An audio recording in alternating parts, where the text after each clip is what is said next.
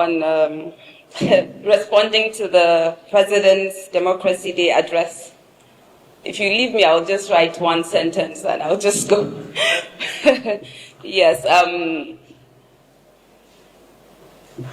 the address was long, but I just came up with just a few lines, just to, if I was to summarize my opinion about the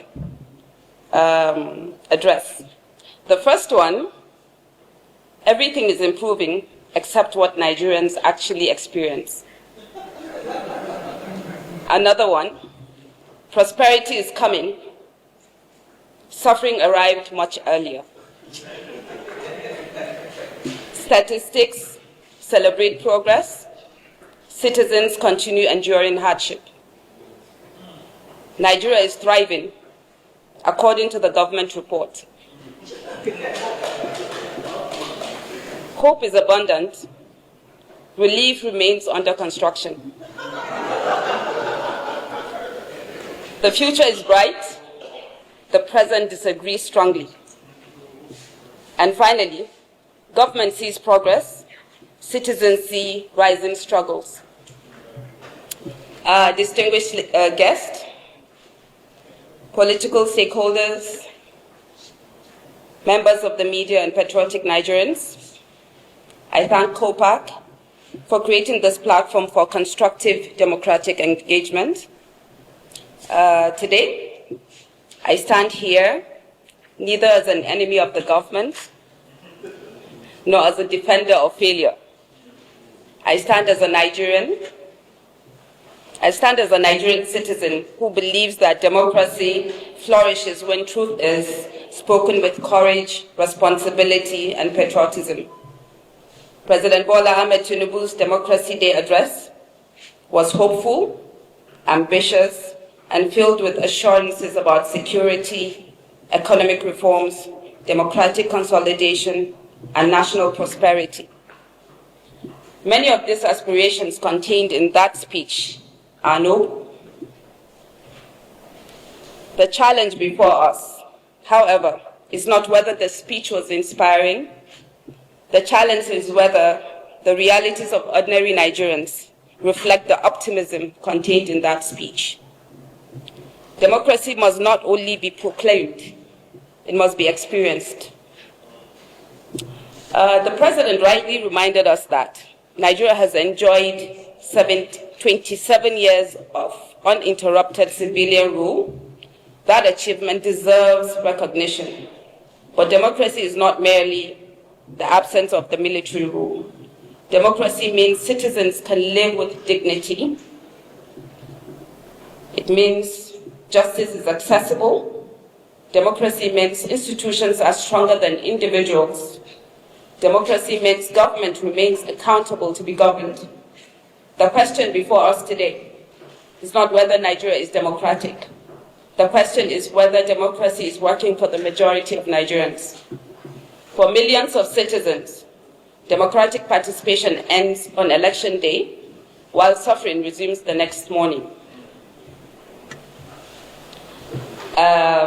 He spoke about the microeconomic success, and when it doesn't reach the kitchen table, the President stated that the reforms have restored confidence, increased government revenues, improved transparency, and attracted investment. I don't know where. Those achievements may indeed exist on paper. However, democracy is not measured by the government balance sheets. It is measured by the household balance sheets. The average Nigerian woman buying food in the market is not asking about fiscal reforms. She's asking why a bag of rice costs several times what it cost a few years ago. The young graduate is not asking about investor confidence. He's asking where the jobs are. The small business owner is not studying foreign direct investment figures. She's wondering how to keep her shop open and amid rising costs. The reality remains. Food prices remain painfully high. Transportation costs remain unbearable. Small businesses continue to struggle. Purchasing power has collapsed. The middle class is shrinking. I don't even know if I'm poor or rich. Government remains a serious challenge. Economic reforms should not only stabilize indicators, they must improve lives. If growth is happening, but hunger is expanding, then government must ask difficult questions. If investment is increasing, but poverty is growing, then something in the system requires urgent correction. In terms of security, the numbers may improve, but fear remains. The president stated that terrorism-related deaths have reduced and that thousands of terrorists have been neutralized. We commend every member of the armed forces risking their lives for Nigeria. However, citizens do not experience security through statistics. They experience it through daily life. A mother whose child cannot safely return to school does not feel secure. A farmer who cannot access his farmland does not feel secure. A community living under the threat of bandits does not feel secure. A family negotiating ransom for a kidnapped relative does not feel secure. As we gather here today, the nation remains shaken by the abduction of the children in Oyo and Borno states. The president rightly described security as the foundation of democracy. But security cannot be declared. It must be felt. The true measure of security is not the number of operations conducted. It is whether Nigerians can sleep peacefully. Let me come to the Awolowo warning, a lesson we continue to ignore. As I reflect on the state of our nation, I was reminded of the words of Chief Obafemi Awolowo. For decades, Awolowo warned that neglecting education, poverty reduction, and human development would create future instability.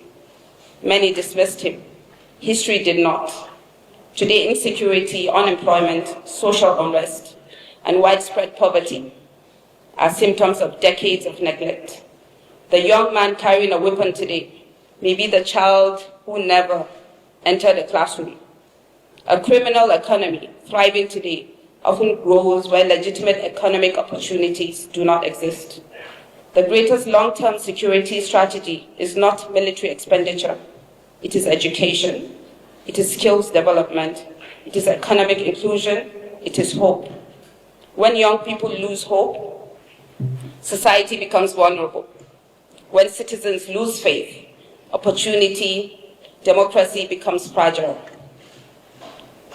Now the crisis of governance is also a crisis of trust.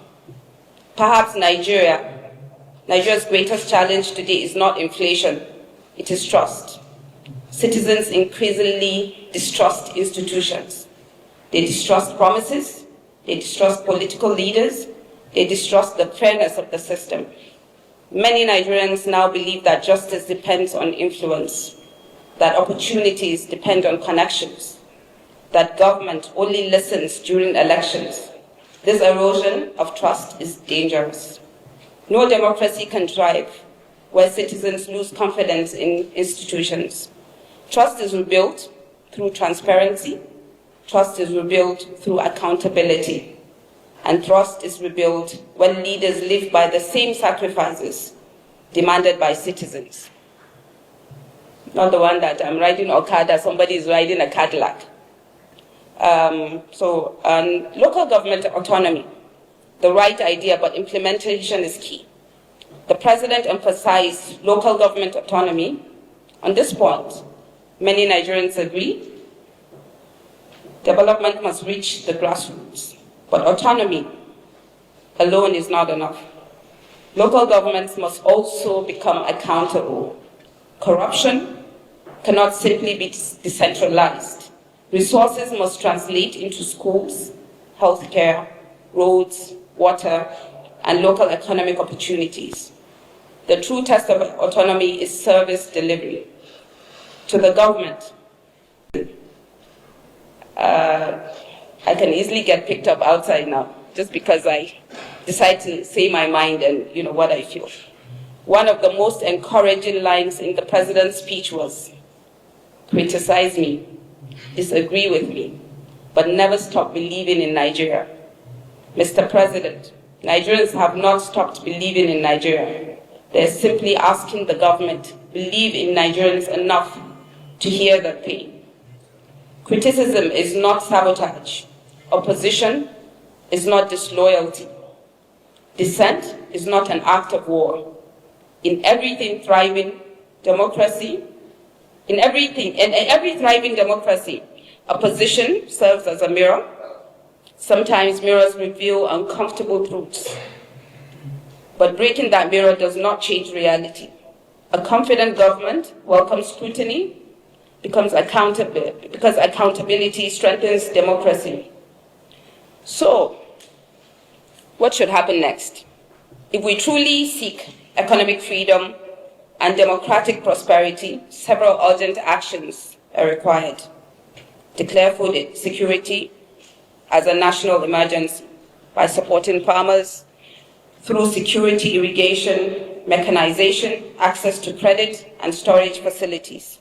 No nation can prosper while its citizens are hungry.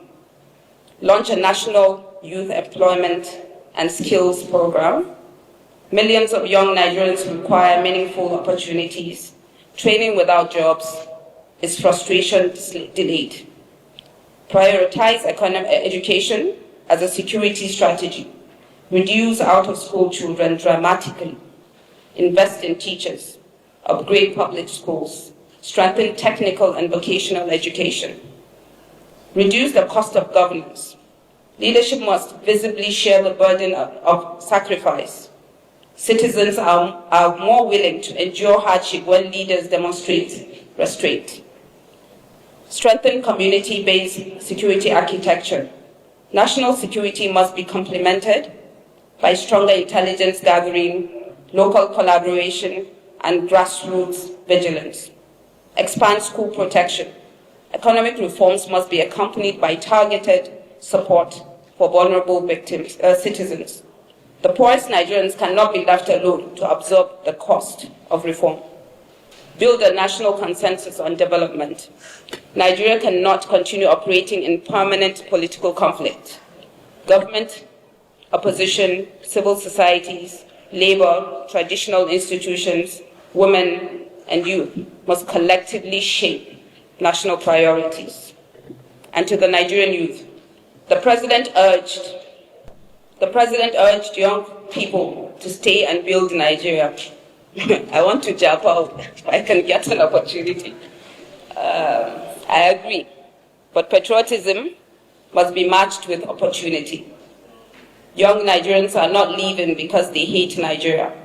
Many are leaving because they fear that hard work alone no longer guarantees success. The challenge before government is not merely to ask young people to stay. It is to create reasons for them to stay. Give them quality education.